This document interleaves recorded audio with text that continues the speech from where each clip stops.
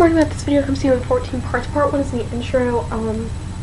Your video was actually really interesting. I really like watching videos where people talk about their favorite music and why they like it. Joe, thank you for saying happy birthday. And I know I said this on Twitter, but I felt really bad about ruining the end of Doctor Who for you. You wanted me to go through my music collection. This is my music. Hawthorne Heights. Hawthorne Heights has been typecast as being an emo band. And anyone who listens to Hawthorne Heights is being typecast as being emo. I love Hawthorne Heights. Another band that will typecast you as emo, which I didn't pull out, is Dashboard Confessional, but I love them too. It's just they put a lot of emotion in their songs, and it's really cool.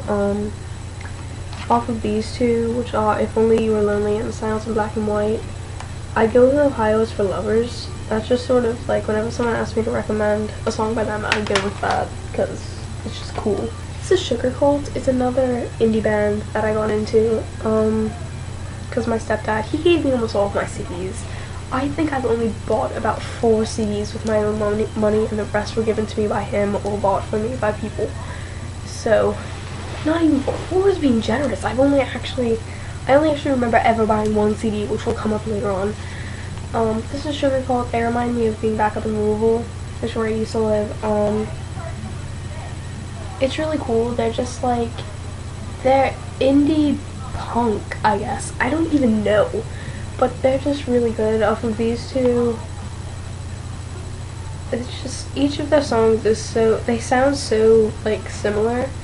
And then when you go into the lyrics, they're, like, actually really good and deep and actually talk about stuff. And then not just, like, oh, hey, I slept with this girl and stuff. Speaking of bands that remind me of being up in Kentucky, Panic at the Disco, which I only have 2 of their CDs. They have 3 CDs.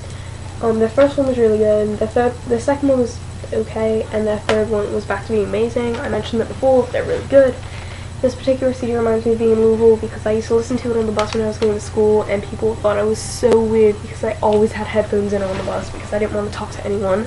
There was one girl I talked to, her name was Raven, but she died. And in that vein, I also think of her when I listen to this, which is Armor for Sleep, What to Do When You Are Dead. The song's The Truth About Heaven is actually about a car crash, and it was the song that I was listening to when April told me that Raven had gotten in a car crash and died. And what's really awkward and ironic and weird is that she was listening to the same song when she found out. And this is my only Green Day CD, and if you don't know who Green Day is, I will be really disappointed. I think everyone knows who Green Day is.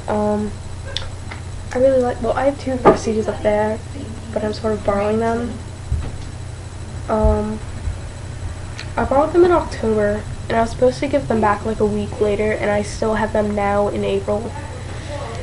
I need to give those back, but their old CDs were really good, and then they sort of got, and then American Idiot was back when they got to being good, and they're just sort of yelling at the American government, and it's kind of awesome. I'm like, I love this CD, but it's really political though, which is weird, and they've massively sold out. They have a show on Broadway now.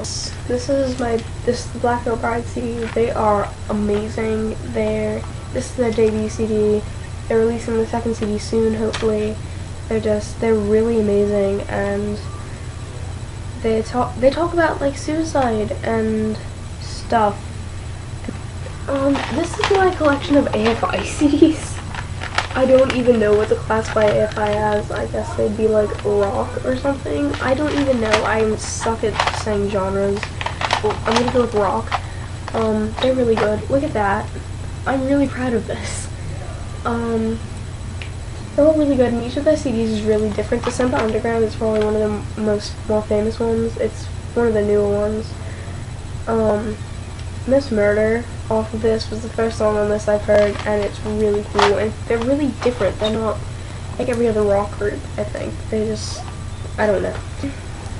Now we're getting into 3 of my favorite bands ever. The Misfits, first off. They're this like 80s punk band.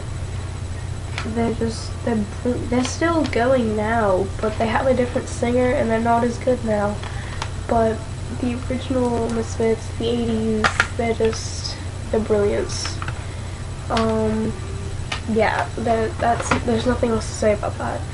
One of the bands they really influenced, which is sort of how I got into them, actually, was My Chemical Romance, which you can clearly tell I like My Chemical Romance. I have one of their bracelets, I have 2 posters over there. I have a sticker on the back of my computer, which you can't see because it's on the back. I'm doing this on the webcam. Anyways, My Chemical Romance. They're one of the first bands that actually changed my life and was sort of like, I was going through a really bad time when I found out about them. Like, I was seriously considering, not suicide, but I wasn't exactly happy with my life, I guess. I was living with my aunt and uncle, and it was a really bad situation, and I really wanted to get out of that. And I heard one of their songs, which is I'm Not Okay, and it was just so blatantly, wonderfully amazing. This is the LeATHERMOUTH CD. This was the first CD I ever bought. It's really heavy and really hardcore, and I'm gonna link you to some of the songs, so if I put them in this video, it would be way too long. But their songs are just amazing, and they're so blatantly dark. I don't know why that makes it amazing, but they're very blatant in how dark they are and what they're talking about. And the guy that wrote this actually got in trouble. Well, not in trouble, but he got approached by the Secret Service because one of the songs on this is called I'm Going to Kill the President of the United States of America. That band is fronted by the rhythm guitarist of My Chemical Romance, which is how I got into them. And I got out of Avenged Sevenfold for a while, which is our next topic. I got out of them for a while, but then all of a sudden, out of nowhere, I just got right back into them. And just remembered how brilliant they were. And yeah, and I just got these 2 CDs yesterday, which is why I'm really happy I get to talk about them already. But I really like the songs because they're rock, and they are a rock-ish, metal-ish thing. I suck at doing genres, but I don't feel like looking them up on Wikipedia right now. Anyways, their songs range from from this CD, you've got all of these, it has all these heavy rock songs, and then Seize the Day, which is just sort of about taking every moment for granted and doing as much as you possibly can in that short amount of time that you have, because your time is limited. And yeah, then right after that is my absolute favorite song, probably right now, as of right this moment, 6:15 p.m. April 26, 2011, which is Dear God. We're sort of praying to God to take care of his family while he's touring. And it's just so sweet, and it's really low-key for them, and it's really calm, and it sort of sounds like a country song, and it's following this heavy rock song about killing someone. That being said, I have to edit this to try to make it significantly less long, and I will see you tomorrow.